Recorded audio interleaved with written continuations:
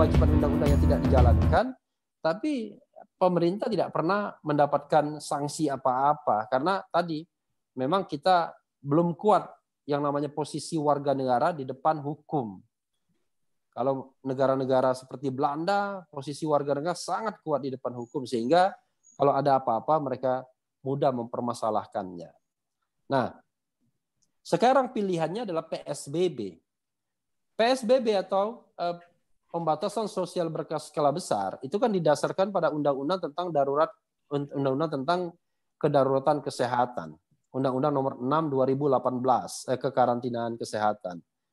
Artinya walaupun sudah dideklarasikan darurat bencana nasional, tetapi darurat kesehatan masyarakat masih berlaku karena PSBB masih berlaku. Kritik saya terhadap PSBB adalah dua hal. Pertama, PSBB ini penerapannya sangat eksklusif PSBB sendiri. Padahal di dalam Undang-Undang nomor 6 tahun 2018 tersebut, itu ada pilihan kebijakan tidak hanya PSBB tapi juga karantina. Ada karantina wilayah, ada karantina rumah sakit, ada karantina rumah, dan ada penutupan atau karantina perbatasan. Jadi itu yang bisa dilakukan.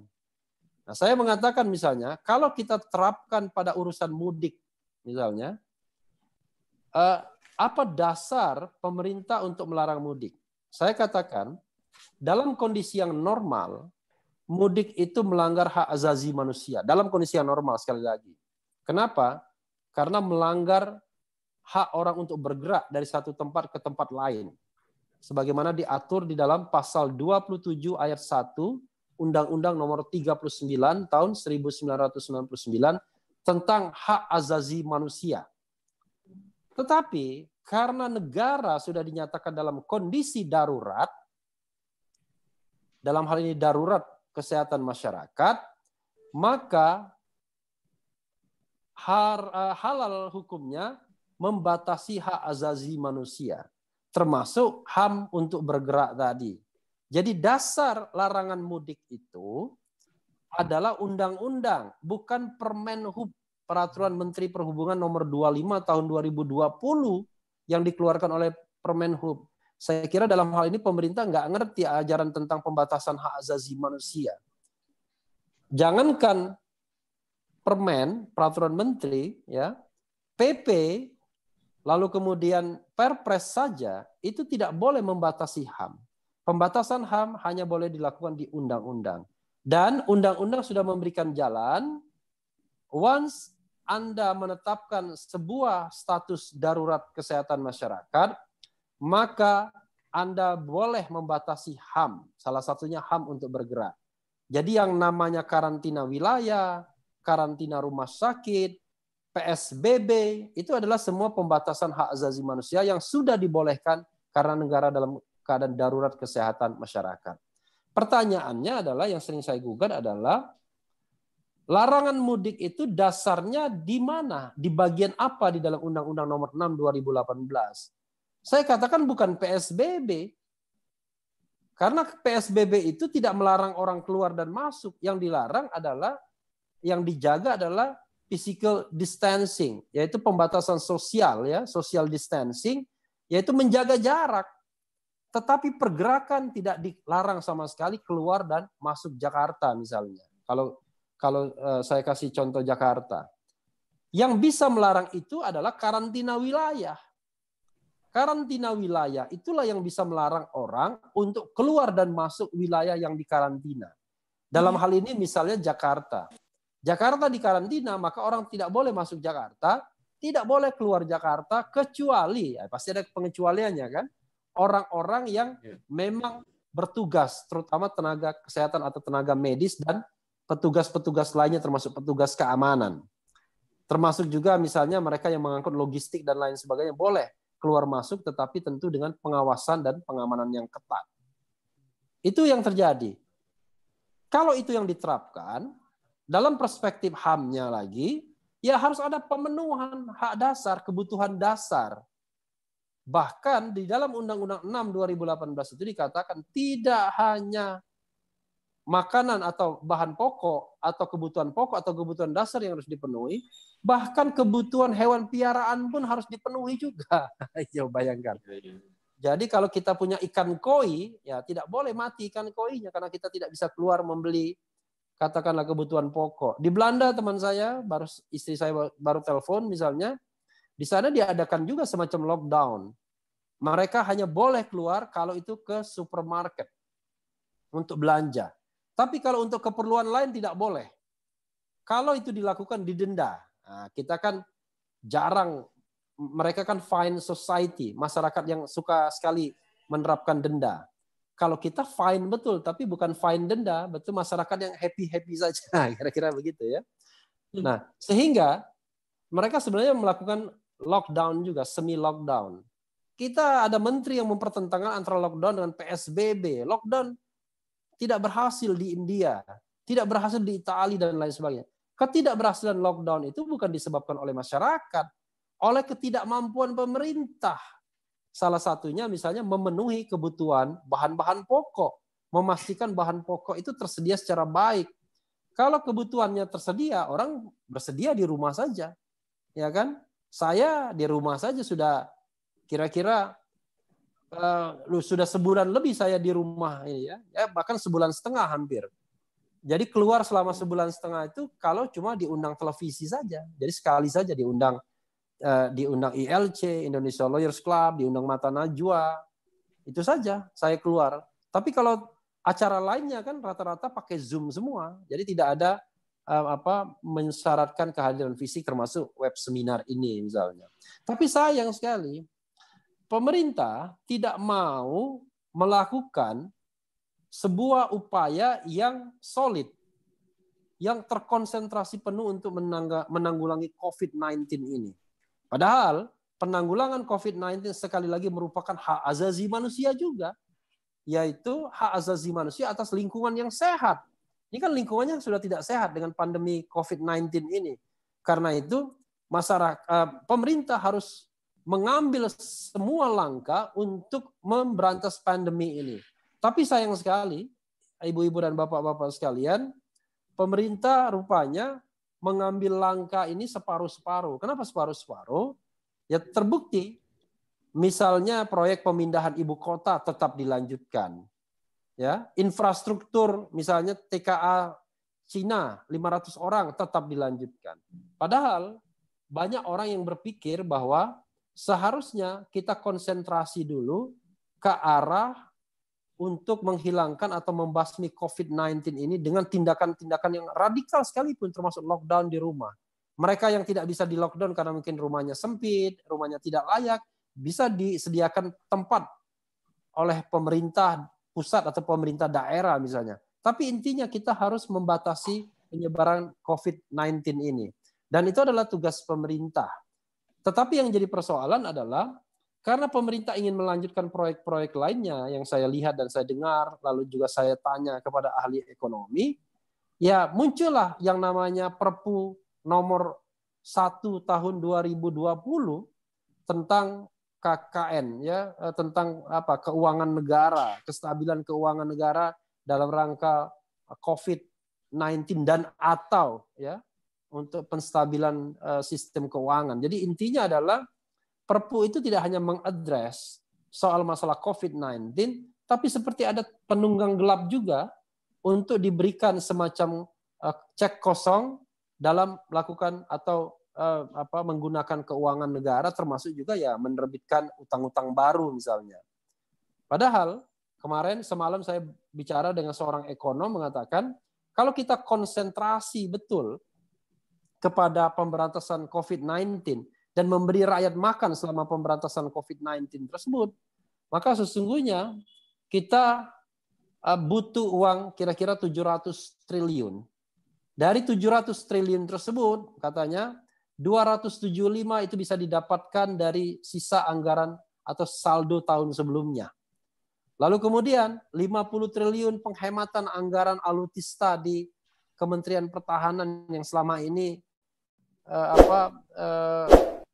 markup-nya gila-gilaan. Jadi sudah 275 ditambah 50, 325. Lalu kemudian relaksasi utang. Karena utang kita setahun itu bisa bayar utang sampai berapa triliun, kalau nggak salah 800 apa ya. Nah, itu bayar utang. Tapi angka-angkanya nanti kita bisa debatkan lagi. Lalu kemudian itulah yang kemudian untuk membuat sustainability kita selama COVID-19. Jadi masyarakat diberi makan dengan cara cash transfer, kemudian didorong pembangunan atau kemudian pengolahan tanah-tanah yang tidak produktif atau intensifikasi pertanian, sehingga dalam jangka waktu 2 atau 4 bulan ke depan kita bisa produksi pangan, sayuran, dan lain sebagainya, sehingga tidak ada masalah pangan untuk pemenuhan hak asasi manusia kita. Dan kemudian kita berharap bahwa COVID-19 akan segera berlalu. Setelah itu kita bisa economic recovery. Sering dikutip Presiden Ghana mengatakan, kalau hanya soal ekonomi katanya, kami yakin bahwa suatu saat bisa akan recovery, walaupun seburuk apapun ekonomi suatu negara. Karena recovery itu is a must. Kalau tidak recovery, bangkrut, negara itu akan hancur. Tetapi recovery akan terjadi. Tetapi kalau nyawa manusia sudah mati, tidak bisa lagi di-recovery. Nah, dalam konteks ini, pemerintah terkesan tidak at all cost untuk memerangi pandemi ini, tapi masih memikirkan proyek-proyek lain yang banyak ekonom melihat, termasuk saya melihat, ya, sepertinya memang ada banyak free riders, oligarki politik, penunggang gelap yang sudah mungkin membajak proyek-proyek tersebut, sehingga mau tidak mau proyek tersebut harus dijalankan karena mungkin sudah ijon, mungkin karena sudah proses, mungkin karena sudah tidak mau rugi lagi dan lain sebagainya. Terakhir, kalau misalnya skenario yang paling radikal itu kita laksanakan, bahwa Republik ini kegiatannya hanya 3 saja, yaitu ngasih cash transfer, jadi semua orang harus ada ATM, dan itu konon katanya mampu dengan jaringan BRI misalnya plus BNI. Yang kedua, didorong pemulihan tanah-tanah yang katakanlah tidak produktif sehingga kita punya ketahanan pangan. Yang ketiga, pemerintah hanya berkonsentrasi untuk memerangi COVID-19 dengan tentu penyediaan medis, alat-alat medis, dan kemudian juga upaya-upaya untuk membuat vaksin dan lain sebagainya. Maka hanya 3 itu saja. Maka sesungguhnya mayoritas masyarakat Indonesia mungkin tidak berkeberatan. Yang berkeberatan itu adalah kaum menengah ke atas, para pengusaha yang sudah mulai melihat, wah nih bakal rugi kami. Kami tidak akan produksi lagi, kami tidak bisa cetak keuntungan lagi, dan lain sebagainya. Padahal mereka kan hanya rugi untuk sementara waktu. Kalau negara ini bisa recovery, kita bebas dari COVID-19, maka kita akan bisa berusaha lagi. Yang penting di depan kita cukupkan dulu pangan. Dan kita tidak perlu kemana-mana. Ya, cukup dengan web seminar seperti ini, ya, komunikasi bikin YouTube ala Refli Harun misalnya. Jangan lupa ibu-ibu dan bapak-bapak sekalian di subscribe, ya. Channel Refli Harun aja langsung subscribe. Nanti kalau saya tidak melihat subscriber saya bertambah minimal 50 hari ini, saya akan marah besar itu, ya. Iya, itu saja ibu-ibu dan bapak-bapak sekalian. Presentasi dari saya, pancingan dari saya, dan mudah-mudahan bisa didengarkan secara baik. Wabillahi taufiq wal hidayah. Wassalamualaikum warahmatullahi wabarakatuh. Waalaikumsalam warahmatullahi wabarakatuh. Luar biasa Bung Refli. Terima kasih. Aplaus untuk Bung Refli. Iya, Pak Imam sudah tepuk tangan ini kan, luar biasa. Mantap, Bung. Iya. Bung Refli menarasikan mulai dari paradigma HAM, khususnya ECOSOC, yang kemudian sampai pada titik narasi bahwa tidak ada lagi bantuan, yang ada adalah pemenuhan hak untuk masyarakat yang menjadi kewajiban negara. Jadi tidak boleh menitip nama-nama di tas, nempel-nempel nama, baik bupati maupun siapapun, ya, termasuk nama Presiden RI sekalipun. Karena itu semua uang negara dan negara mempunyai kewajiban untuk memberikan pemenuhan terhadap kebutuhan masyarakat ketika lockdown. Kemudian juga membahas tentang dua deklarasi, yaitu darurat kesehatan masyarakat dan darurat bencana nasional, yang ini sebetulnya melatar belakangi lahirnya PSBB ini, dan kemudian ternyata PSBB dijalankan tidak dibareng. Kalau menurut Undang-Undang Kesehatan karantina kesehatan, maka mestinya bisa dibarengi dengan karantina wilayah, tetapi PSBB hanya berjalan sendirian dan dijalankan separuh-separuh menurut Bung Refli tadi. Sebelum para partisipan sudah dibuka ya, bisa bicara semuanya ya. Boleh saya izin nanya, Banyuwangi. Oke, silakan yang mau bertanya, Pak Iman. Pak Iman, langsung masuk. Assalamualaikum warahmatullahi wabarakatuh. Waalaikumsalam warahmatullahi wabarakatuh. Selamat siang, salam sejahtera untuk kita semua. Ya. Bertemu lagi dengan Pak Refli. Saya Iman, Pak, dari Bumi Belambangan Banyuwangi yang tersandra sudah 3 bulan nggak pulang, Pak. Anak di Johor kuliah nggak bisa keluar, istri di Bekasi nggak bisa keluar, saya di Banyuwangi. Ya. Ini Pak, saya selama ini kan mengikuti Twitter dari Bapak, YouTube saya juga sudah subscribe. Menarik sekali, Pak. Cuma ini ada ganjelan di hati saya nih, Pak. Bapak menyatakan bahwa untuk kembali mudik itu melanggar HAM. Di Undang-Undang Nomor 39 Tahun 1999 tentang hak asasi manusia pasal 27 ayat 1 dan 2, warga negara berhak bebas berpindah atau bepergian dan kembali lagi.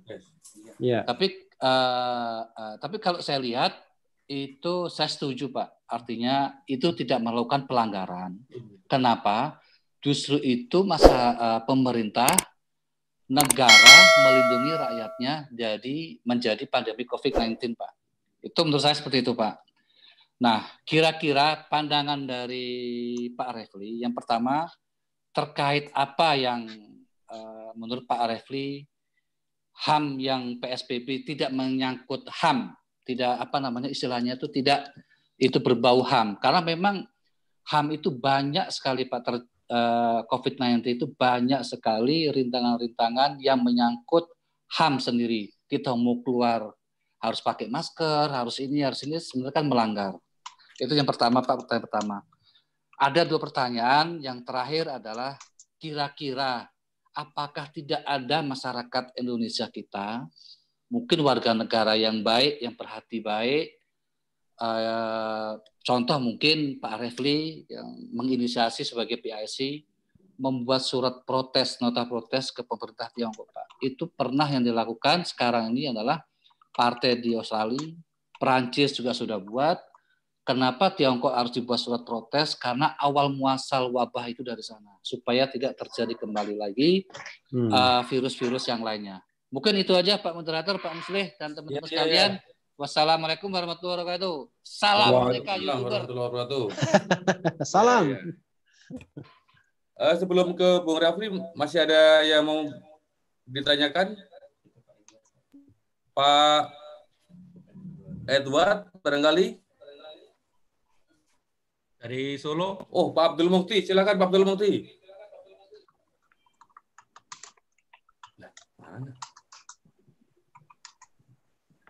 Baik, terima kasih. Selamat siang, Mas Moderator, Mas Mufli, dan Mas Refli. Iya. Begini, ada beberapa kejadian juga di beberapa tempat itu, teman-teman yang tidak bisa pulang tetapi tidak dijamin haknya terkait dengan hak dasarnya lah, kebutuhan pokoknya. Akhirnya ia terlunta-lunta juga di kota besar dan tidak mendapatkan pekerjaan juga begitu, kemudian malah menimbulkan tindakan-tindakan kriminalitas. Rasanya kalau kita lihat saat ini terdapat peningkatan tindak kriminalitas ya di lingkungan kita. Bahkan di beberapa viral itu malah terjadi atau dilakukan dengan terang-terangan di jalan dengan merampas tas yang ada di dalam mobil. Nah, itu mungkin juga sudah pada lihat semuanya. Nah, tapi di sisi lain, ketika orang mau pulang kampung yang mungkin di daerah sendiri dia punya lahan, bertani, bercocok tanam, yang dia bisa menanam tanaman di kebunnya untuk derita kebutuhan pokok, tapi malah tidak diberikan kesempatan. Kemudian dalam pemberitaan yang lain, kita lihat juga ada satu perjalanan yang dari sana mau pulang ke Jakarta. Nah, sudah sampai di tol Bekasi, itu tidak boleh pulang. Lah apa yang harus balik lagi ke dilema-dilema yang dihadapi oleh pemerintah, oleh ini. Dilemanya adalah ketika kita sampai di daerah juga, masyarakat yang ada di wilayah itu belum tentu bisa menerima secara terbuka sebagaimana dalam kondisi normal, Pak Muslim atau Pak Refli. Yeah. Nah, karena malah ada yang di karantina di satu rumah hantu kan, selama 14 hari. Itu oleh RT kalau tidak salah. Kira-kira apa yang mesti dilakukan oleh semua stakeholder, terutama pemerintah, untuk mengantisipasi hal yang seperti ini, karena tidak mungkin orang dibikin terus kos nggak bisa bayar, makan jamin, ya, tetapi nggak boleh. Kira-kira yang perlu mendapatkan perhatian, mohon ditanggapi. Oke, saya kira dua penanya dulu. Waktu kita masih cukup lama, nanti sampai pukul 12.30. Sementara dua penanya dulu. Bung Refli, yang disampaikan Mas Mukti tadi sebetulnya ini cukup banyak. Dan kemarin beberapa hari Senin kemarin kita membahas dampak PHK. Dan ini banyak tenaga kerja yang kena PHK, itu yang bisa yang menjadi peserta BPJS barangkali bisa mendapat klaim dari BPJS, tapi tenaga kerja informal yang lebih banyak lagi itu tidak bisa mendapatkan apa-apa, pekerjaannya hilang karena PSBB, dan kemudian kebutuhannya juga tidak dipenuhi oleh pemerintah, mudik juga nggak boleh, dan itu ada di wilayah Jabodetabek sekitarnya ini. Nah, mereka mau ngapain ini kebingungan. Bagaimana nih, Bung? Iya, suara saya masih stabil ya? Stabil. Oke. Kita bicara PSBB. Jadi begini, kenapa kemudian perlu yang namanya deklarasi darurat kesehatan masyarakat atau darurat bencana nasional?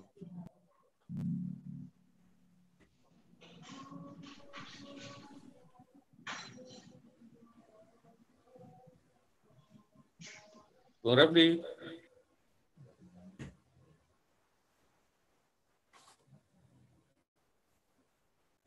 Nah, keadaan bahaya itu macam-macam. Ada yang namanya darurat. Putus-putus, Bung Refli. Ada yang namanya darurat sipil, darurat militer, bahkan putus-putus ya? Iya, agak putus tadi.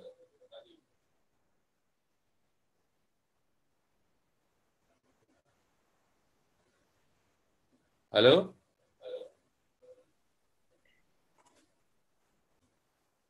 Halo? Ya. Ya, Bung.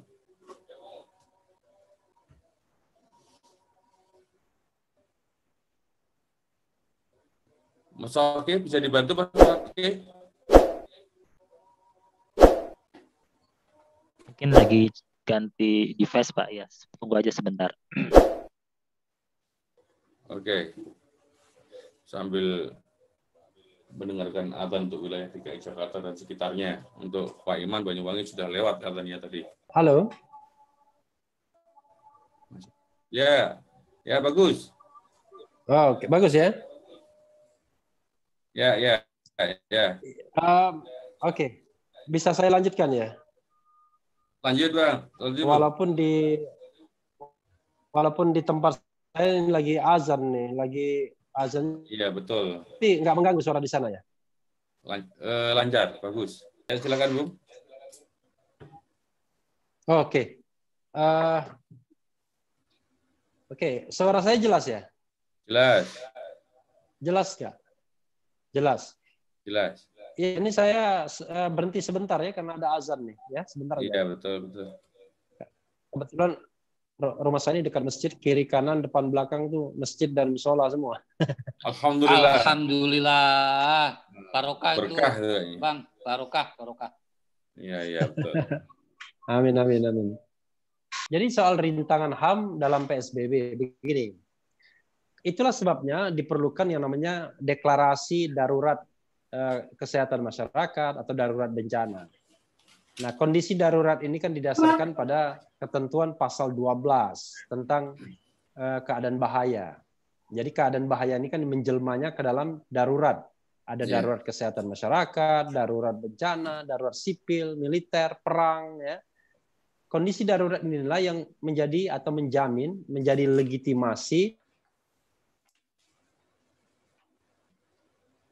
melakukan tindakan-tindakan yang bisa dianggap dalam kondisi normal merupakan pelanggaran hak asasi manusia.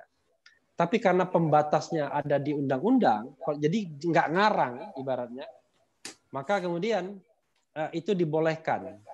Karena memang pasal 28J kan mengatakan bahwa HAM itu bisa dibatasi.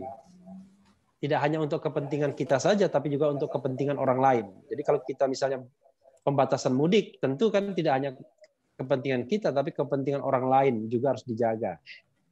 Itu satu. Jadi ada legitimasi. Kalau tidak ada kondisi darurat, maka tidak boleh melarang seperti ini. Tidak boleh kemudian hanya didasarkan bahwa lockdown wilayah berdasarkan keputusan Menteri Perhubungan misalnya, dan lain sebagainya. Jadi dasarnya itu sudah kondisi darurat, sementara yang turunan di bawahnya itu hanya pelaksanaan dari deklarasi dari kondisi darurat tersebut. Itu satu. Protes pemerintah Tiongkok nanti kita pikirkan sama-sama, Pak Imam tadi ya. Iya, Pak Iman. Pak Iman ya, kita pikirkan sama-sama ya. Siap. Protes. Kita harus wajib protes. Oke. Lalu kemudian Pak Abdul Mukti ya. Saya juga heran, kenapa pemerintah ini kok cara berpikirnya sangat fatalistik. Dan menurut saya hanya berperang wacana saja.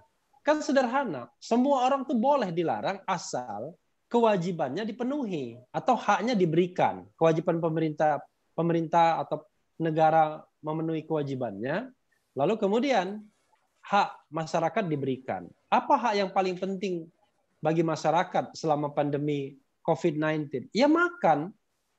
Tentu dalam kondisi sekarang ini kita realistis saja. Kita kan nggak mungkin mengharapkan pekerjaan atau gaji lagi, ya kan? Tetapi kalau pangan dan sandang kita terpenuhi, dijamin, maka tentu kita tidak akan gelisah. Makanya kemudian kemarin semalam saya interview dengan Rizal Ramli, dia mengatakan ya cash transfer 600 sampai 800 rupiah per bulan sampai dengan Desember. Dan dia mengatakan uangnya ada, dia sudah hitung kira-kira yang dibutuhkan 200 triliun. Tentu yang di cash transfer itu adalah mereka-mereka yang memang bisa dilihat di verifikasi di bank, saldonya memang nggak ada lagi. Kan begitu. Kalau saldonya seperti ibu-ibu dan bapak-bapak sekalian masih jutaan, puluhan juta, bahkan ratusan juta, ya tentu tidak akan cash transfer. Nanti ada orang bilang, tapi kan banyak juga orang yang nyimpan uang secara manual. Ya, kalaupun dia punya simpanan secara manual, entah itu emas dan lain sebagainya, tapi pasti dia punya rekening bank. Kalau enggak kan dia susah akan melakukan transaksi kan. Jadi itu yang bisa dilakukan. Kalau orang kemudian terjamin makannya untuk hemat waktu mestinya bisa ada yang pertanyaan ya. yang lain. Oke. Ya, kita sharing lah. Ya, silakan. Pak Wartono ini ya. Ya, dari Solo saya. Oh, silakan monggo Pak Wartono. Pusat Politik Solo, Pak. Pusat Politik Solo. Ya. Oh gitu ya Pak ya. Ya, pusatnya politik Indonesia itu di Solo, Pak. Betul. Apalagi presidennya dari Solo juga ini Pak ya. Terima kasih. Assalamualaikum warahmatullahi wabarakatuh. Bung Repli dan rekan-rekan semuanya. Kita orang-orang sarjana hukum semua yang ikut di konferensi ini ya. Dan kita mestinya tahu bahwa konstitusi kita mengatur negara kita negara hukum. Tetapi dan konsekuensinya hukum itu menjadi panglima. Ya, tetapi dalam sejarah negara kita hukum selalu menjadi yang paling buncit, bukan panglima di depan, tapi yang justru yang paling buncit. Salah satu aspeknya mestinya segala kehidupan bermasyarakat dan bernegara harus tunduk pada hukum yang bisa kita baca dengan undang-undang. Dan setiap sumpah para pejabat negara itu selalu akan melaksanakan undang-undang dengan sebaik-baiknya. Tetapi di dalam praktek yang kita alami sejak Orde Lama, Orde Baru, sampai Orde Reformasi, bahkan yang terakhir sekarang, hukum selalu dijadikan alat siasat politik ya yang tujuannya bukan untuk kemaslahatan masyarakat atau kemaslahatan rakyat, tapi adalah untuk tujuan kelanggengan kekuasaan, gitu. Paling tidak untuk melihat performa keberhasilan kepemimpinan begitu. Lah, apa yang diuraikan Bung Repli tadi sangat jelas bahwa sebetulnya penerapan PSBB untuk menghadapi merebaknya COVID-19 ini hanya akal-akalan aja. Undang-undang yang ada itu hanya dicomot di sana, dicomot di sini untuk seakan-akan pemerintah telah melakukan sesuatu menghadapi konflik ini, tetapi tidak berdasarkan hukum. Tidak berdasarkan hukum, hukum hanya dijadikan alat untuk membuat siasat. Karena apa? Contohnya banyak kebijakan yang saling bertentangan. Contohnya apa? Contohnya misalkan di rumah saja. Itu konsekuensi dari karantina rumah sebetulnya. Nah, kalau karantina rumah, Bung Repli menyampaikan pemerintah harus memberikan makan, bukan pada hanya yang di rumah, tetapi adalah binatang peliharaannya pun ada, harus dikasih makan begitu. Kemudian apalagi PSBB yang melarang orang keluar wilayah, itu mesti udah karantina wilayah. Lah konsekuensinya tadi itu. Kenapa diambil PSBB? Karena dengan PSBB ini yang kemudian dimunculkan peraturan Menteri Kesehatan, itu beban kewajiban ekonomi masyarakat itu dibebankan kepada pemerintah daerah yang melaksanakan PSBB. Ini kan akal-akalan sebetulnya. Jadi pemerintah pusat itu fungsinya apa? Gitu. Mestinya kalau toh PSBB itu diterapkan dan itu menjadi kewajiban dari pemerintah daerah yang melakukan PSBB, harus jelas dong di peraturan kesehatan Menteri Kesehatan itu porsi kewajiban pemerintah pusat dengan porsi kewajiban pemerintah daerah itu seperti apa untuk menjamin kehidupan masyarakat yang di PSBB itu gitu loh. Di peraturan Menteri Kesehatan itu tidak ada. Jadi dalam hal ini tidak hanya kita dengarkan janji presiden akan ada 400 triliun dan sebagainya. Jadi rakyat itu semakin nggak ngerti itu. Akannya itu kapan dilaksanakan. Lah, makanya banyak pemerintah daerah sekarang yang takut untuk menerapkan PSBB. Karena apa? Konsekuensinya dia diuber-uber oleh rakyatnya. Gitu loh. Ini hal-hal yang kalau pemerintahan ini tidak dilaksanakan berdasarkan ketentuan hukum, ketentuan undang-undang sebagaimana diamanatkan konstitusi. Oke, Saya Pak minta Wartono, tanggapan Bung Refli aja atas poin pentingnya sudah kita terima. Mohon izin tanya, Pak. Bung Refli, mohon maaf tadi karena terjeda mungkin sinyalnya, gangguan sinyal, kemudian tadi diisi oleh penanya Pak Wartono. Selanjutnya tadi ada yang raise hand. Saya Pak. Ya, silakan ini Ibu Rina. Iya, saya dari Jogja, Pak. Dari Jogja. Ya, saya Jogjanya dekat UGM. Oh. Yes. Monggo. Ya, pertanyaan saya singkat sih, Pak. Ketika kita melihat kronologi dari awal, mulai dari mitigasi pemerintah yang lemah sampai terjadinya wabah ini, dan ketika penanganan kasus 1 itu tidak segera dilakukan lockdown dengan alasan bla bla bla, ini saya melihat seperti ada keteledoran dalam penanganannya. Kalau kita analogikan itu seperti malpraktek. Kalau dokter gitu Pak Rafli.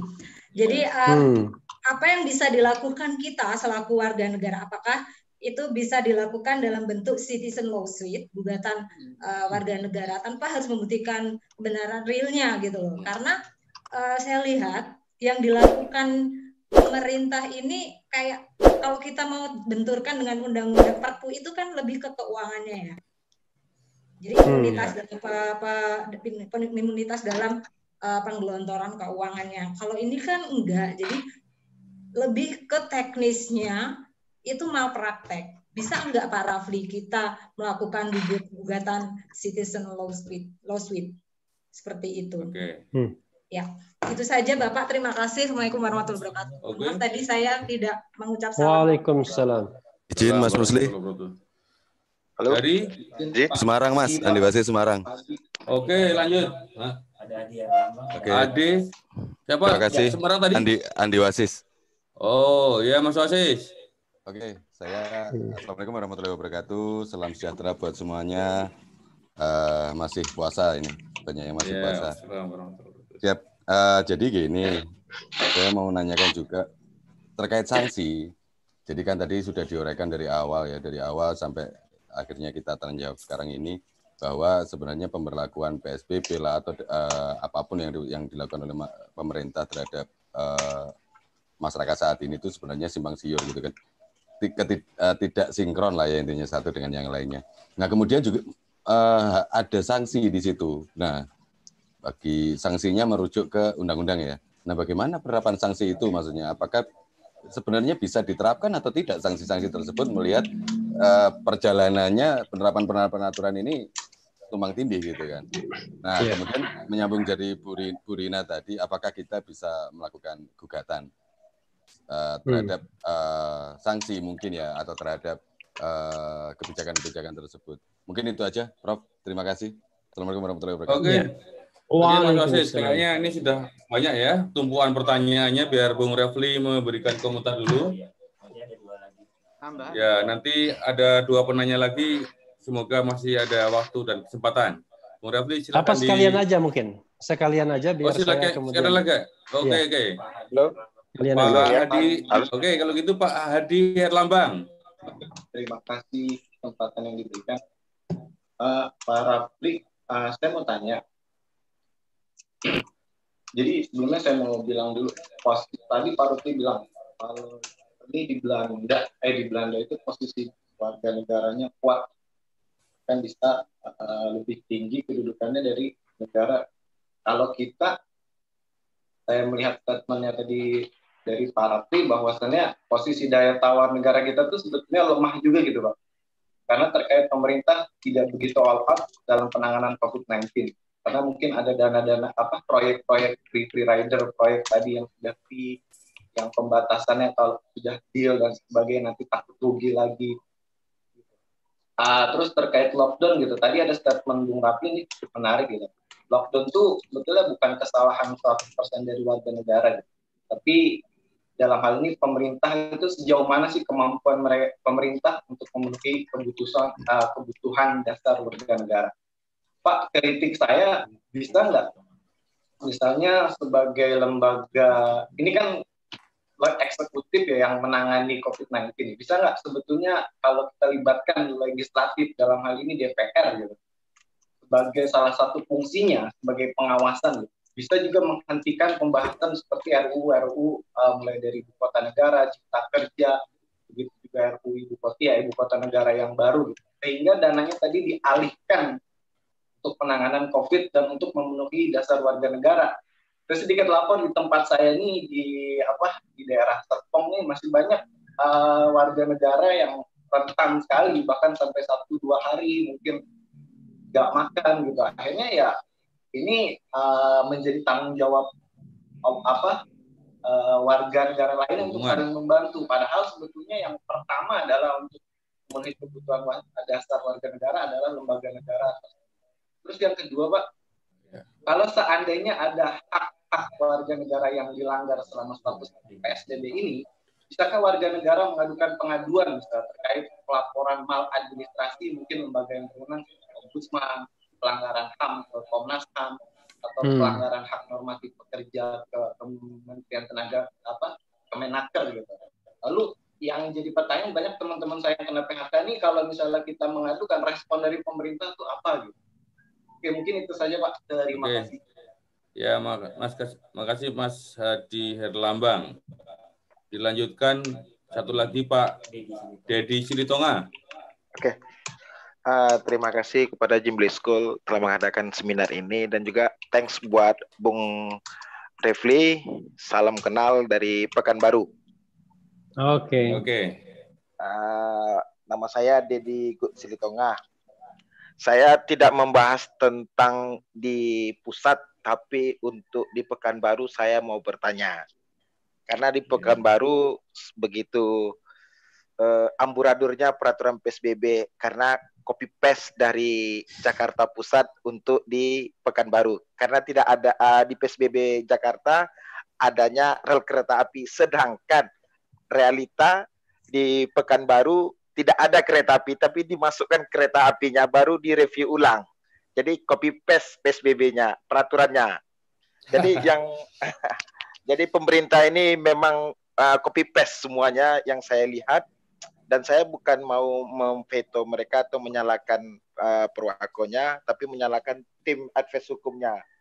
Yang saya tanyakan di dalam Perwako 79 tahun 2020 pasal 22 ayat 3 menyatakan yang menentukan hak bansos itu hanya wali kota. Menurut saya yang menentukan haknya rakyat itu di dalam pasal 22 ayat 3 itu harus RT atau RW. Dan saya tanyakan kepada Bung Rafli atau Jimli School, tolong sampaikan kepada Bung Rafli, apakah memang benar boleh yang menentukan siapa penerima hak tadi atau bansos lah trennya sekarang itu ditentukan oleh wali kota, sedangkan yang menurut saya yang menentukan itu harusnya RT bukan wali kota. Itu pertanyaan saya. Yang kedua, mohon sebenarnya jangan PSBB yang kita berlakukan di Pekanbaru ataupun di wilayah Indonesia, tapi lockdown selama 14 hari supaya mengetahui siapa yang positif dan negatifnya. Oke, terima kasih. Sekian dan terima kasih. Salam. Ya, ini ada raise hand terakhir, Bung Rafli. Saya terpaksa harus memberikan kesempatan terakhir ini kepada Mbak Risma ya. Mbak Rimas. Bu Rimas. Ya. Ini semoga penanya terakhir. Saya enggak. Ya. Baik, Pak. Terima kasih. Assalamualaikum warahmatullahi wabarakatuh. Waalaikumsalam warahmatullahi wabarakatuh. Saya Rimas Intan Katari dari Sumbawa Besar, Nusa Tenggara Barat. Begini Pak, yang ingin saya tanyakan adalah apakah latar belakang dari COVID-19 ini yang menjadikan pemerintah kita itu membebaskan narapidana, sebagaimana yang kita ketahui dengan kebijakan dan syarat-syarat yang mungkin sudah ditentukan sehingga narapidana ini dibebaskan seperti itu. Nah, tetapi sebagaimana yang kita lihat juga dengan pembebasan narapidana ini malah menimbulkan banyak kayak permasalahan-permasalahan hukum yang timbul, misalnya seperti perampokan, pencurian, dan lain sebagainya. Apakah kebijakan pemerintah ini salah tembak gitu, Pak? Apakah kebijakan pemerintah ini dalam hal membebaskan narapidana ini merupakan salah tembak atau kekeliruan gitu? Nah, lalu apakah hal ini menjadi pemenuhan hak asasi manusia gitu terhadap narapidana yang dibebaskan? Sehingga saya ingin bertanya, bagaimana menurut pandangan Bapak akan hal tersebut? Terima kasih. Oke, Mbak Rimas. Ini masih ada raise hand, tapi mohon maaf ini biar Bung Refli untuk mengomentari, kayaknya sudah padat benar pertanyaan-pertanyaannya.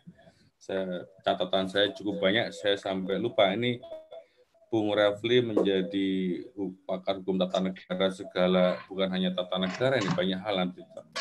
Mungkin jadi dokter juga. Bung Refli, silakan. Kan dokter itu kan dokter kan, segala tahu. Iya. Zaman dulu orang nggak bisa membedakan antara dokter sama dokter kan. Iya. Saya ingin memulai dari lockdown 14 hari itu dulu ya. Menurut saya menarik ya. Saya juga termasuk orang yang mengkritik pemerintah. Kenapa pemerintah tidak mengambil tindakan yang lebih radikal untuk memastikan penanganan COVID ini lebih cepat? Misalnya kalau kita membutuhkan lokalisir wilayah karantina wilayah, kita tahu siapa saja yang terkena, siapa saja tidak, dan lain sebagainya. Kalau sekarang PSBB diterapkan, kita tidak pernah tahu siapa yang kena, siapa yang enggak. Karena dalam praktiknya orang keluar masuk rumah itu tidak dilarang. Jadi saya tidak tahu di mana bagian mana yang dilarang, karena saya lihat orang kok main saja di dekat rumah saya ini. Anak-anak malah main-main begitu, habis subuh itu, lalu kemudian habis isya juga main-main saya lihat. Jadi sebenarnya kita tidak ketat menerapkan PSBB ini, sehingga kan ada ungkapan yang mengatakan kalau Anda ingin semuanya, yakinlah Anda tidak akan dapat semuanya. Nah, kalau kita konsentrasi pada penanganan COVID ini, misalnya lockdown, dengan disertai pemenuhan kebutuhan pokok misalnya, maka kan kita akan tahu paling tidak basis kita ini di mana, basic kita itu di mana. Kalau ini kita tidak pernah tahu basic kita di mana. Kalaupun misalnya ada laporan-laporan bahwa yang meninggal lebih sedikit, itu kan wah, itu nyawa manusia hanya dianggap angka saja kesannya. Atau misalnya pertumbuhan lebih sedikit dan lain sebagainya. Ya pertumbuhan lebih sedikit dalam pengertian persentase. Tapi kan yang sembuh juga belum banyak juga. Artinya kasus itu tetap nambah. Kemarin 1.000, sekarang 1.200 misalnya, terus bertambah begitu. Jadi kita tidak pernah tahu kapan ini bisa selesai karena kita tidak pernah mengambil langkah-langkah yang agak radikal. Dan pemerintah tidak mau mengambil langkah yang radikal tersebut karena tadi berpikir untung-untungannya gini, siapa tahu nanti musim panas misalnya, jangan-jangan begitu. Yang namanya virus ini berakhir, mati sendiri karena nggak tahan karena menghadapi hawa panas misalnya. Lalu skenario ekonomi tadi, pembangunan ibu kota, kontrak-kontrak dan lain sebagainya tetap bisa jalan. Jadi dapat dua-duanya kan begitu. Iya, kalau tidak bagaimana?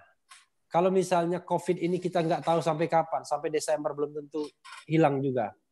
Sementara masyarakat tentu tidak bisa bertahan kalau dia tidak ditunjang kehidupannya, terutama bahan pokok. Kalaupun nanti kita punya uang, kita tidak bisa dapat jaminan bahan pokoknya ada. Lalu kemudian belum lagi kalau inflasi, karena ada rencana untuk menyetak uang sampai 600 triliun. Kalau inflasi terjadi seperti tahun zaman Bung Karno, inflasi sampai 1.000 atau 2.000%, 1.000% kalau tidak salah, di mana uang itu yang 1.000 menjadi Rp1, atau inflasi tahun 98 sampai 68% misalnya, maka yang terjadi dampak ekonomi yang luar biasa. Nah, sekali lagi, persoalan kita adalah, kita harus menggugat Presiden Jokowi adalah, jangan sampai terlalu dibisiki oleh mereka yang punya kepentingan ekonomi. Itu yang saya khawatir. Dan kepentingan ekonomi oligarkis itu sudah menyusup di lingkar istana. Ya kita tahu lah rahasia umum. Misalnya proyek kartu prakerja. Sebenarnya kan tidak masuk akal. Proyek kartu prakerja ini angkanya ditingkatkan dari 10 triliun menjadi 20 triliun, di mana 10 triliun diantaranya diambilkan dengan mekanisme Perpu 1/2020, yang bagian dari skema 400,05 triliun itu. Jadi, boro-boro orang kemudian dilatih dengan skema biaya 5,6 triliun, yang dapat pekerjaan aja bisa nganggur sekarang ini. Artinya, terkesan memang seperti ada proyek yang harus goal, kan begitu. Karena 5,6 triliun. Makanya Jumhur Hidayat misalnya mengatakan ini perampokan uang negara. Karena dia menghitung, kalau konten pelatihan itu masing-masing misalnya harganya 70 juta per konten, dan itu menurut saya sudah sangat layak dan sudah sangat mahal. Hanya membuat konten tutorial mancing, ya kan, tutorial buat pempek kalau nggak salah ada juga ya. Iya. Tutorial macam jurnalistik dan lain sebagainya, dan cukup 70 juta per konten, maka yang dibutuhkan hanya 140 miliar saja. Kenapa 5,6 triliun? Karena itu dibagikan pada startup itu, yang 8 itu. Pertanyaannya adalah, apakah ada penunggang gelapnya atau tidak? Apakah memang benar-benar murni ini proyek yang didasarkan pada sebuah kebutuhan? Nah, saya khawatir bahwa proyek ini menunggangi janji kampanye presiden. Janji kampanye itu harus ditunaikan, tapi dalam kondisi yang normal. Dalam kondisi yang tidak normal seperti ini, justru kita harus berkonsentrasi pada penanganan COVID-19. Yang pasti tidak ada janji kampanyenya. Zaman kampanye kan mereka nggak tahu kalau akan ada COVID-19. Nah, sayang sekali pemerintah menurut saya sampai sekarang masih dikuasai mereka-mereka yang menurut saya punya kepentingan ekonomi politik dalam kegiatan-kegiatan yang ada, termasuk pemindahan ibu kota dan proyek-proyek yang ada. Termasuk tadi saya katakan, proyek 500 orang TKA Cina yang harus datang ke sini. Sehingga konsentrasi kita tidak pada memerangi COVID, tapi kita ingin dapat semuanya. Proyek tetap berlangsung, perang terhadap COVID juga tetap berlangsung.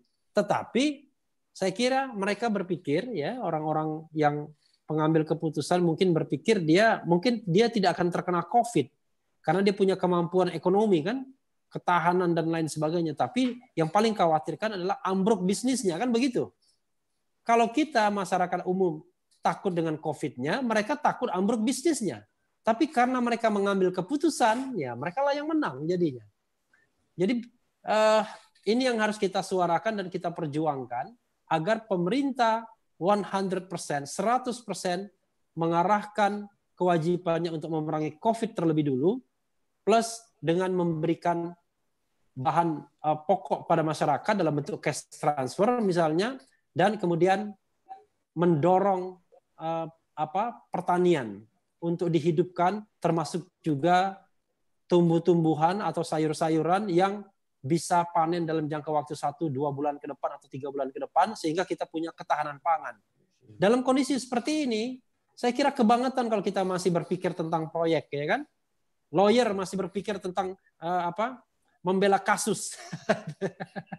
Saya kira untuk sementara ini kita tunda dulu semuanya sampai kemudian COVID-19 ini berhasil kita atasi. Nah, mudah-mudahan kita bisa lewat dari periode ini, tidak sampai akhir tahun kita sudah terbebas dari COVID-19, nanti kita akan recovery sama-sama. Bahkan barangkali dengan fundamental mental yang lebih baik dan dengan kebijakan yang jauh lebih rasional, dengan kebijakan yang bisa menghilangkan free riders di dalam pemerintahan, penunggang-penunggang gelap. Soalnya bukan apa, sudah rahasia umum, selalu ada orang-orang yang sangat kuat, mapan, kaya di pemerintahan, di era pemerintahan manapun.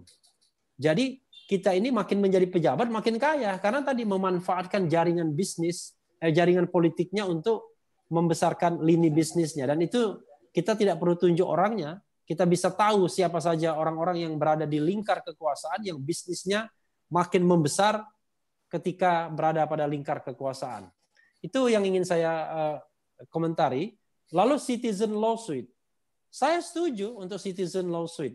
Cuma memang, saya tidak tahu pengadilan kita ini, pengadilan yang tidak terbiasa dengan citizen lawsuit, ya. Menang di pengadilan negeri, di pengadilan tinggi kita nggak tahu, di Mahkamah Agung nggak tahu juga. Sementara proses dari pengadilan negeri ke pengadilan tinggi ke Mahkamah Agung itu bisa makan waktu yang berbulan-bulan atau sengaja di-delay misalnya. Padahal harusnya kan untuk kasus yang penting ini tidak perlu di-delay. Tapi coba saja, misalnya Jogja tadi mengatakan citizen lawsuit, ya.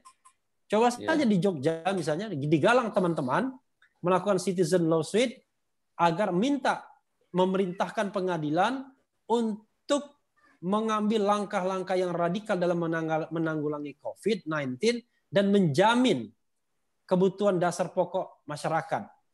Saya tidak tahu apakah Jogja termasuk daerah merah atau enggak. Ya, mungkin yang dicoba perlu daerah merah, ya.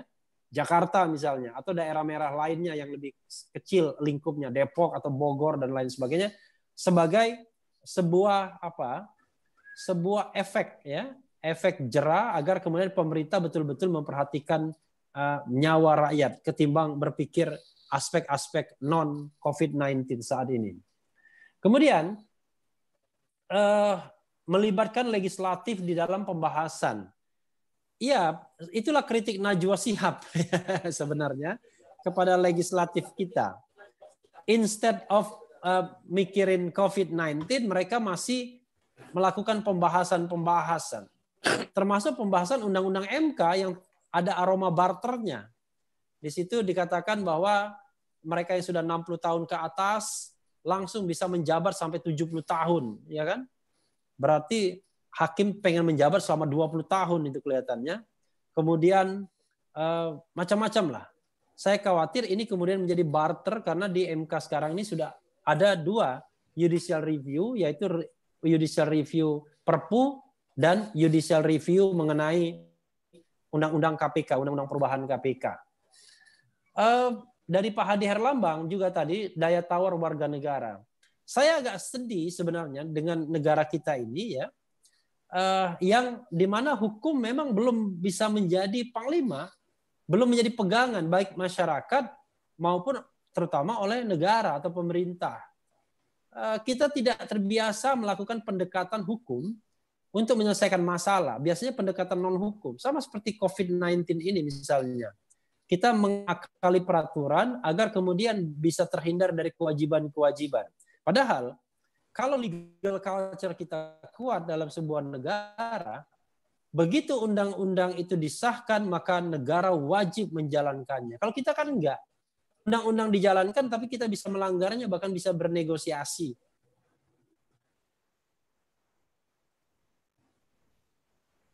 Paham betul tentang hukum. Apalagi kalau kita bicara tentang perspektif HAM. Waduh, ada mungkin pejabat politik di Indonesia bicara tentang perspektif HAM dalam pengambilan kebijakan.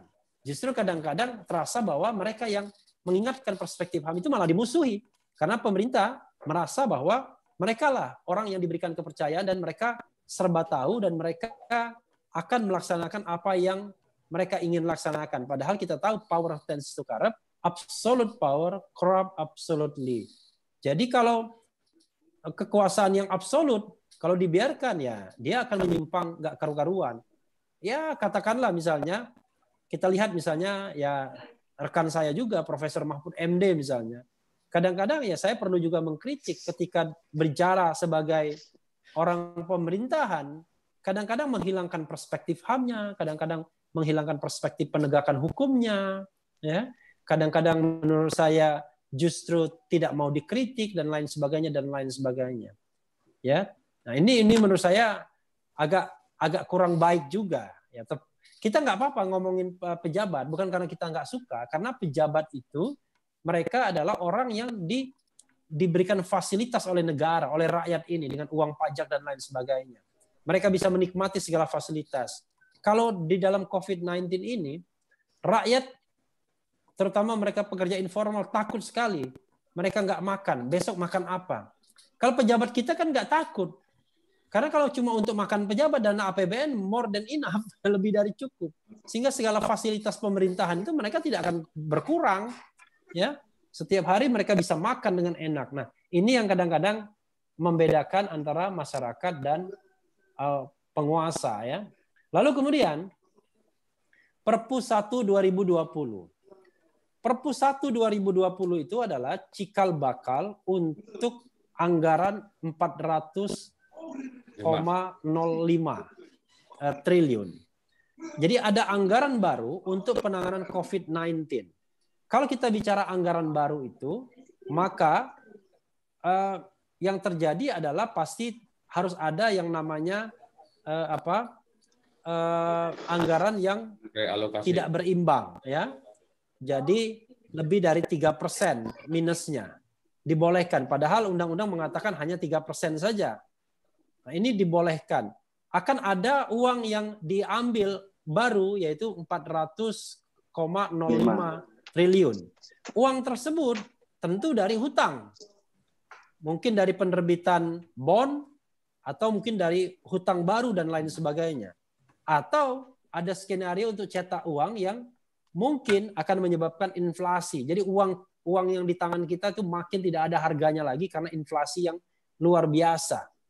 Karena itulah ekonom seperti Rizal Ramli misalnya menentang Perpu 1 2020. Dia menganggap kalau kita konsentrasi penuh pada penanganan COVID dan kemudian memberi makan rakyat, maka uang yang ada cukup. Yaitu tadi saya katakan 275 triliun dari sisa atau cadangan tahun lalu, kemudian 50 triliun dari penghematan anggaran alutsista, kemudian dia juga lalu relokasi dari proyek-proyek infrastruktur dan proyek-proyek pembangunan ibu kota misalnya angkanya sampai 200-300 triliun juga, dan dengan termasuk relaksasi hutang. Nah, dengan dana itu bisa terkumpul kira-kira sampai 1.000 triliun. Sementara kebutuhan untuk 3 tadi, yaitu kebutuhan cash transfer, kebutuhan penanggulangan COVID, dan kebutuhan untuk mendorong pertanian, penanaman bahan-bahan yang bisa cepat kita panen, itu kira-kira cuma 700 triliun saja. Memang resikonya adalah semua proyek akan dihentikan. Nah, kalau semua proyek dihentikan ini, kan yang marah, yang akan menderita itu sebenarnya bukan rakyat. Yang akan menderita itu adalah mereka yang sudah mengizinkan proyek, mereka yang sudah mengeluarkan dana besar untuk kemudian mendapatkan proyek tersebut. Itu yang kemudian yang akan menderita, termasuk juga para pengusaha yang produksinya akan berhenti untuk sementara. Tapi sekali lagi, masyarakat banyak tidak akan menderita karena dia akan mendapatkan haknya, yaitu cash transfer tadi untuk menjamin makanannya. Sehingga kita bisa makan sampai Desember. Kegiatan lain kita hentikan dulu. Setelah COVID-19 ini kemudian berlalu, maka kemudian kita baru lakukan yang namanya economic recovery.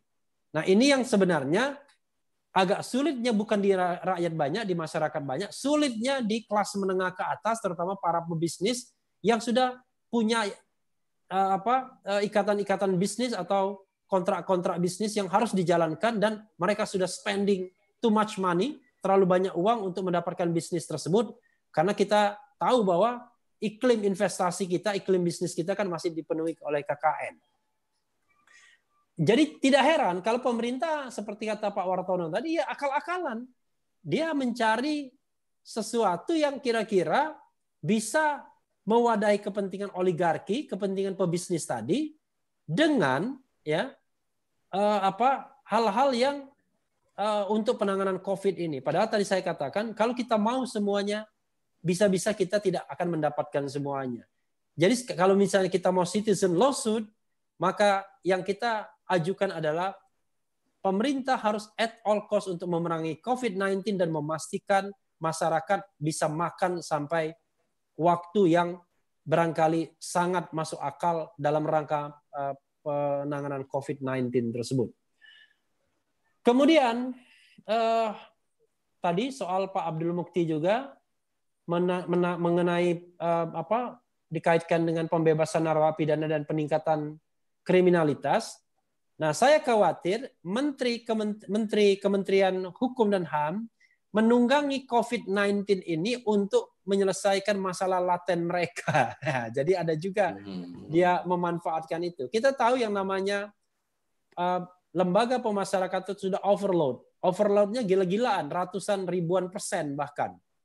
Jadi kapasitas 150, dihuni 1.800 misalnya.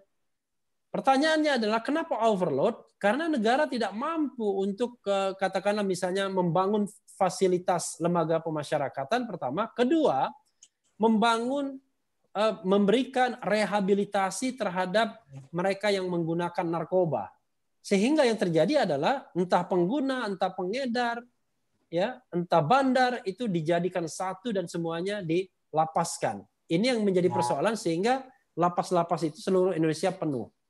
Nah, COVID-19 ini dijadikan alasan untuk membebaskan mereka, terutama mereka yang sudah menjalani 2/3 masa hukuman dan berhak atas asimilasi. Tapi dalam kondisi kerawanan saat ini, maju kena mundur kena. Di lapas mereka dikhawatirkan terkena COVID-19, walaupun sebenarnya kan ya memang besar pengaruhnya. Tapi kalau mereka berinteraksinya clean dengan pihak luar, sebenarnya kan lapasnya yang harusnya di lockdown. Lalu kemudian petugas lapasnya betul-betul disterilisasi ketika masuk dan keluar area tersebut. Sebenarnya bisa. Tapi rupanya sepertinya kesempatan untuk kemudian mengurangi beban lapas dengan membebaskan mereka mumpung ada COVID-19. Mudah-mudahan Menteri Hukum dan HAM-nya jujur soal ini ya. Kemudian saya kira itu ibu-ibu dan bapak-bapak sekalian ya, mudah-mudahan dengan gugatan-gugatan yang dilakukan oleh warga negara yang kadang-kadang dibilang wah ini orangnya itu aja yang nyinyir. Kita nggak nyinyir sesungguhnya. Yang kita inginkan adalah sebuah skenario yang tegas oleh pemerintah untuk betul-betul konsentrasi penuh memerangi COVID ini. Yang lainnya kita tinggalkan dulu. Nggak ada gunanya sekarang uang banyak ibaratnya. Nggak ada gunanya sekarang kita punya mobil bagus dan lain sebagainya. Toh kita tidak bisa kemana-mana. Kita tidak bisa pulang kampung dan lain sebagainya. Yang harus dilakukan adalah bagaimana memberantas COVID-19 ini dan memastikan masyarakat makan semuanya selama proses pemberantasan COVID-19 dan mendorong kemudian pertanian, menghidupkan lahan-lahan yang mati agar kemudian kita bisa bertahan secara layak untuk hidup. Dan itu pernah kita lakukan pada tahun 98, masih ingat mungkin ibu-ibu dan bapak-bapak sekalian yang mengalami masa itu ya. Kalau yang masih terlalu muda 20-an mungkin tidak mengalami masa itu, kami mengalami dengan Pak Wartono, bagaimana lahan-lahan kecil di kota itu dimanfaatkan untuk bertanam sayur-sayuran dan lain sebagainya. Jadi setiap sudut ada lahan nganggur, itu digunakan untuk tanam-menanam, agar kemudian kita bisa bertahan hidup selama proses krisis di 98. Dan kita berhasil mengatasi krisis tersebut, dan kemudian kita hidup dalam kondisi yang normal sampai kemudian akhirnya COVID mendera kita kembali, dan kita juga akan ditantang bagaimana kita bisa menghadapi COVID-19 ini secara lebih cerdas, bertanggung jawab, tidak koruptif. Saya kira itu saja ibu-ibu dan bapak-bapak sekalian. Jawaban-jawaban saya mungkin tidak memuaskan, tapi mari kita berdoa bersama-sama agar COVID-19 ini segera berlalu, dan lebih dari itu, pasca COVID-19 berlalu, kondisi negara Republik Indonesia jauh lebih baik. Ya, pemerintah jauh lebih bertanggung jawab, free riders proyek-proyek di pemerintahan itu bisa bisa ditumbangkan, bisa disingkirkan, dan kemudian kita menjadi negara yang pakai terminologi agamanya baldatun thayyibatun warafun ghafur. Wabillahi taufiq wal hidayah. Assalamualaikum warahmatullahi wabarakatuh. Waalaikumsalam warahmatullahi wabarakatuh. Aplaus untuk Bung Refli, kita semua. Bapak Ibu sekalian, kesimpulannya saya saringkan dari seluruh yang disampaikan narasumber maupun pertanyaan-pertanyaan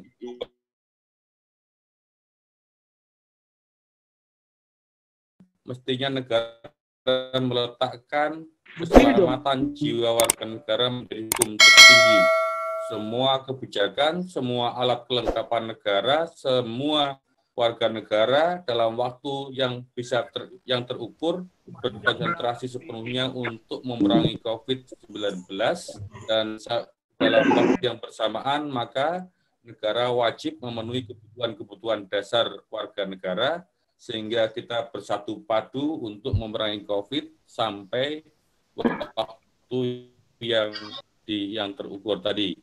Saya kira itu kesimpulan pendek dari semua narasi yang disampaikan. Terima kasih Bung Refli, terima kasih Ibu Bapak sekalian.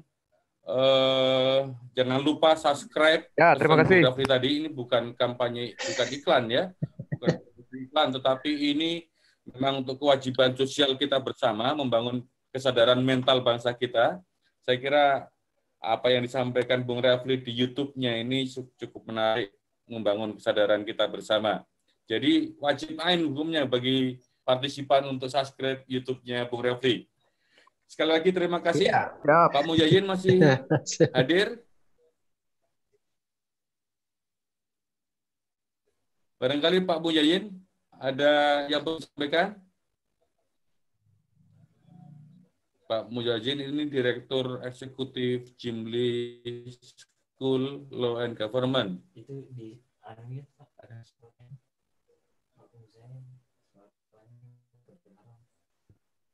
Terima kasih yang sebesar-besarnya. Pak Mujahidin, suaranya. Oh ya.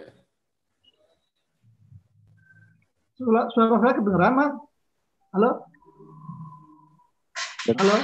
Kedengeran Pak Mujahidin. Kedengeran? Ya, baik. Kedengeran. Ya, baik. Pak Refli, Pak Musli, dan teman-teman sekalian. Ya, Pak. Atas nama JSLG, saya ingin menyampaikan ucapan terima kasih yang sebesar-besarnya atas keikutsertaan Ibu Bapak sekalian dalam webinar 3 JSLG ini. Khususnya kepada Pak Refli, mudah-mudahan apa yang Pak Refli sampaikan menjadi bahan pencerahan buat kita semua, dan sekali lagi pesan Pak Refli, kita subscribe YouTube-nya Pak Refli. Mudah-mudahan semuanya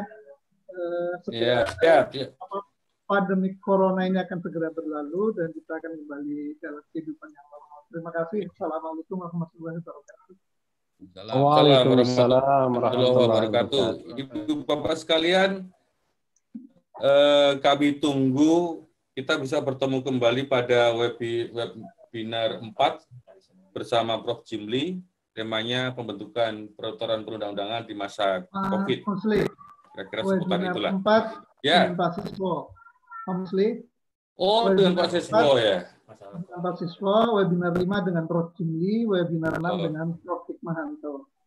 Oke, oh iya, maaf Pak. Terima kasih Pak Mujahidin atas ininya, informasi. Ibu Bapak sekalian, dari saya kurang lebihnya mohon maaf.